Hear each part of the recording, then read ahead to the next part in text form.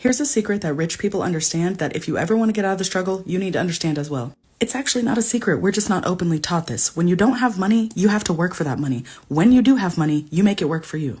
So how do you get from working just to make ends meet and pay your bills over to money is expanding and working for you? You probably don't want to hear this, but the answer is you're going to have to sacrifice, and we'll talk about what that looks like in a second. Here are the milestones you're going to have to meet to get to this other side, and this is the stuff that I'm teaching every single day on my channel because you can do this.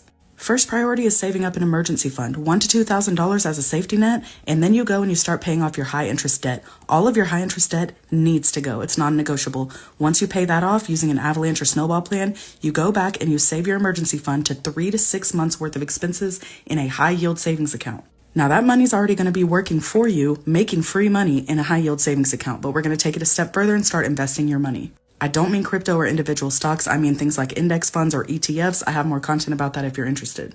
Now you may be thinking, I don't have enough money to save. I can barely pay my bills. This is where sacrifice comes into play. You want to hit these milestones by any means necessary. That means you might have to get side jobs temporarily. You might have to invest your time to learn new skills that can bring you more money. You have to learn how to say no to friends and family who don't know what your financial goals are. You have to let go of your image, okay? So quit trying to buy the newest phone, the newest car, the biggest car you can afford, the biggest house you can afford. Is it fair that sometimes people have to work 2, 3, 4 jobs just to make ends meet plus try to hit their goals? No, not really. But you can either focus on that and stay stuck, or you can focus on trying to hit these goals and get yourself into a better situation. Working multiple jobs does not have to be forever, but guess what? Like I said, by any means necessary, you need to hit these goals. So if it takes you a couple years of working side jobs and working a lot of hours to finally get to a place of financial freedom, it is worth it. Trust me. You're also going to have to do some mindset work because mindset is absolutely everything. Mindset alone, just sitting there thinking about positive things, doesn't get you rich, no, but mindset opens up opportunities that you can't even imagine.